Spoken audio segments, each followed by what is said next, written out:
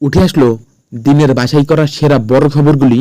লোকসভা ভোটের কারণে বর্তমানে কিন্তু রাজ্য রাজনীতি কিন্তু খুবই তোলপাড়। তো দিনের বাছাই করা সেরা বড় খবরগুলি এই ভিডিওতে আপনাদেরকে জানিয়ে দিচ্ছি। প্রতিদিনের গুরুত্বপূর্ণ খবর পেতে চ্যানেল সাবস্ক্রাইব করে পাশের বেল আইকনটি অবশ্যই বাজিয়ে দিন। আপনার মতামত অবশ্যই কমেন্টে জানান। কোন লোকসভা থেকে আপনি দেখছেন ভিডিওটি অবশ্যই কমেন্টে জানান। চলুন তাহলে খবরগুলি দেখে নেওয়া যাক। 2 দফায় গরু পাচারের 50 লক্ষ টাকা নিয়েছেন দেব। এবার সামনে এলো ডায়েরির পাতায় লেখা হিসাব। 2024 লোকসভা ভোটে বাংলায় হাই ভোল্টেজ কেন্দ্রগুলির মধ্যে একটি হলো ঘাটাল। এখানে 2 তারকার লড়াই দেখার জন্য মুখিয়ে রয়েছে গোটা রাজ্য। সোমবার 6ষ্ঠ দফার নির্বাচন। ওই দিন রাজ্যের যে সমস্ত কেন্দ্রে ভোট হবে তার মধ্যে ঘাটালও রয়েছে। এই কেন্দ্রে 2 প্রার্থী তৃণমূলের দেব ও বিজেপির হিরণের মধ্যে প্রথম থেকেই সংঘাত তুঙ্গে। বারংবার দেবকে তোপ দেখেছেন হিরণ, কখনো দেবও পাল্টা দিচ্ছেন হিরণকে। 2 প্রার্থীর মধ্যে আক্রমণ পাল্টা আক্রমণের হাড্ডাহাড্ডি লড়াইয়ের মধ্যেই এবার ঢুকে পড়লেন শুভেন্দু অধিকারী। সোশ্যাল মিডিয়ায় দেবের কীর্তি পোস্ট করে তোলপাড় ফেললেন বিরোধী দলনেতা। বৃহস্পতিবার নিজের এক্স হ্যান্ডেলে একটি ব্যাংক অ্যাকাউন্টে টাকা ঢোকার নথি আপলোড করলেন শুভেন্দু। পাশাপাশি গত 25/1/2017 তারিখের কিছু টাকা পয়সার লেনদেনের হিসেবও রয়েছে সেই পোস্টে। একটি ডায়েরির পাতার ছবি নিজের এক্স হ্যান্ডেলে পোস্ট করে শুভেন্দু বলেন, 2016 সালে এনামুল হকের ভাইয়ের থেকে 2 দফায় 50 লক্ষ টাকা নিয়েছেন দেব। শুধু তাই নয়, শুভেন্দুর আরও দাবি, দেবকে ঘড়ি ও মোবাইল দেওয়ার কথা উল্লেখ এনামুলের ডায়েরিতে। দেবকে স্বীকার করতে হবে, সিনেমা বানাতে গরু পাচারের টাকা নিয়েছিলেন। পরে ইডির জিজ্ঞাসাবাদ শুরু করার পর টাকা ফেরত দিয়েছেন দেব। মহুয়া মৈত্র যা করেছিলেন দেবও সেই একই কাণ্ড করেছেন। প্রসঙ্গত, এই কিছুদিন আগেই বিস্ফোরক দাবি করে শুভেন্দু বলেছিলেন, ঘাটালের যে হিরো তাকে হিরণকে দিয়ে জিরো করব। 23 তারিখ সকালবেলা এমন জিনিস আমি ছাড়ব, ঘাটালের প্রার্থী আর ওই দিন ঘর থেকে বেরোবে না। এদিকে শুভেন্দুর পাল্টা দিয়েছেন দেব। তারকা তৃণমূল প্রার্থী বলেন, আমার ভদ্রতাকে দুর্বলতা ভাববেন না। হিরণকে পাল্টা আক্রমণ করে দেব বলেন, তোমার কোলের ছেলে হিরণও পিন্টু মণ্ডলের থেকে টাকা নিয়েছেন। পিন্টু মণ্ডল আয়োজিত অনুষ্ঠানের হিরণের ছবি দেওয়া পোস্টারও পোস্ট করেন দেব। শুভেন্দু ও হিরণকে একজোটে কটাক্ষ শনিয়েছেন তৃণমূল প্রার্থী। অভিষেকের উস্কানিতে নন্দীগ্রামে খুন, ভোটের মধ্যেই বিস্ফোরক কাণ্ড ঘটাতে চলেছেন শুভেন্দু। তোলপাড়, লোকসভা ভোটের মধ্যে ফের উত্তপ্ত নন্দীগ্রাম। শনিবার তমলুক, কাঁথি সহ রাজ্যের বেশ কয়েকটি হাই ভোল্টেজ আসনে নির্বাচন রয়েছে। তার আগে কার্যত রণক্ষেত্রের চেহারা নিয়েছে নন্দীগ্রাম। এবার এই নিয়ে তৃণমূলের সর্বভারতীয় সাধারণ সম্পাদক অভিষেক বন্দ্যোপাধ্যায়কে নিশানা করলেন নন্দীগ্রামের বিধায়ক তথা রাজ্যের বিরোধী দলনেতা শুভেন্দু অধিকারী। শুভেন্দু করে বিজেপি নেতার মাকে পিটিয়ে খুন করা হয়েছে।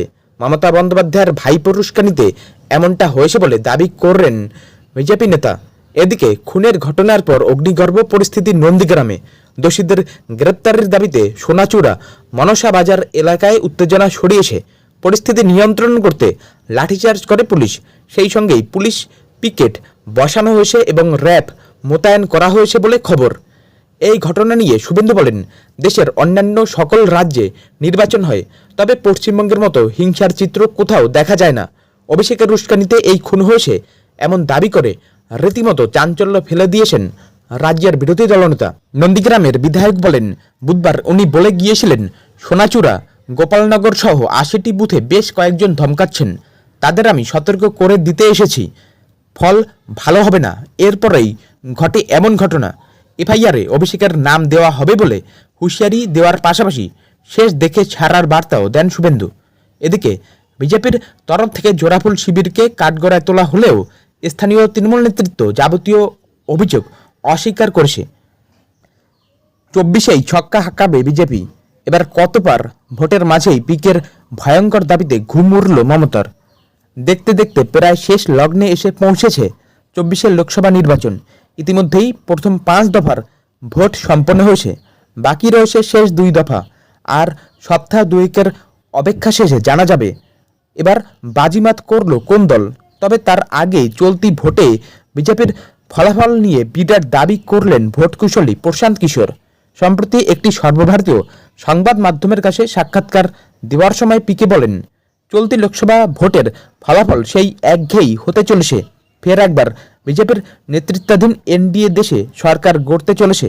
19-এর 303 আসনের কাছাকাছিই এককভাবে আসন পাবে বিজেপি। তবে গতবারের চেয়ে এবার বেশি আসন পেতে পারে এনডিএ, কারণ বিজেপিকে চ্যালেঞ্জ ছুড়ে দেওয়ার মতো কেউ নেই। এখানেই না থেমে পিকে বলেন, ভোট চলাকালীন পিএম মোদির বিরুদ্ধে যদি বিরাট মাপের কোনো জনরোষ না হয়, তাহলে এবারও বিজেপির জয় কেউ আটকাতে পারবে না। 24-এর লোকসভা নির্বাচনে দেশজুড়ে গেরুয়া ঝড়ের ভবিষ্যৎবাণী করলেও এই দুদে ভোটকুশলী মেনে নিয়েছেন সাধারণ মানুষ মোদী সরকারের কাজে খুশি নয়। কিন্তু তা সত্ত্বেও এবার বিপুল ভোটে জয়ী হয়ে কেন্দ্রে সরকার গড়বে এনডিএ। আদালতে ধাক্কা তৃণমূলের। এনআইএ নিয়ে করা আবেদনে হস্তক্ষেপই করল না হাইকোর্ট। ভোটের মাঝেই ফের আদালতে ধাক্কা তৃণমূল কংগ্রেসের। কেন্দ্রীয় সংস্থা এনআইএর সুপার পদমর্যাদার আধিকারিককে বদলি করতে হবে, এই আবেদন করা হয়েছিল তৃণমূলের তরফে। সেই আবেদনে হস্তক্ষেপ করল না কলকাতা হাইকোর্ট। এখতিয়ার নেই বলে জানিয়েছে আদালত। এনআইএ সুপার ধনরাম সিংয়ের ভূমিকা নিয়ে প্রশ্ন তুলেছিল শাসক দল। তারা দাবি করেছিলেন, গত 26 মার্চ ধনরাম সিংয়ের বাড়িতে গিয়েছিলেন বিজেপি নেতা জিতেন্দ্র সিং। তা নিয়েই প্রশ্ন তোলে তৃণমূল। আদালতের পর্যবেক্ষণ, তৃণমূল চাইলে কমিশনের নির্দেশ চ্যালেঞ্জ করতেই পারে। ধনরাম সিংয়ের বদলি চেয়ে প্রথমে নির্বাচন কমিশনের দ্বারস্থ হয়েছিল তৃণমূল। সেখানে সুরাহা না মেলায় মামলা দায়ের হয় কলকাতা হাইকোর্টে। বৃহস্পতিবার ছিল সেই মামলার শুনানি। সেখানে এনআইএর দাবি করে তদন্ত থেকে বাঁচতে এই ধরনের পদক্ষেপ করেছে অভিযুক্তরাই। সকালে শুভেন্দুদাকে মেসেজ করেছিলাম, এটা করতে পারলে। ঘাটালের নির্বাচনের আগেই বোমা ফাটিয়ে দিলেন বিধানসভার বিরোধী দলনেতা শুভেন্দু অধিকারী।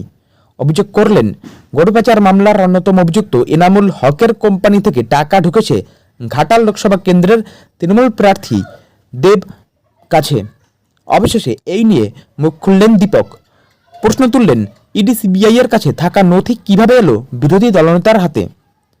বৃহস্পতিবার সংবাদ মাধ্যমের সামনে দেব জানিয়েছেন, যেহেতু গরু পাচার মামলার তদন্ত চলছে, সেই কারণে এতদিন তিনি মুখ বন্ধ করে রেখেছিলেন।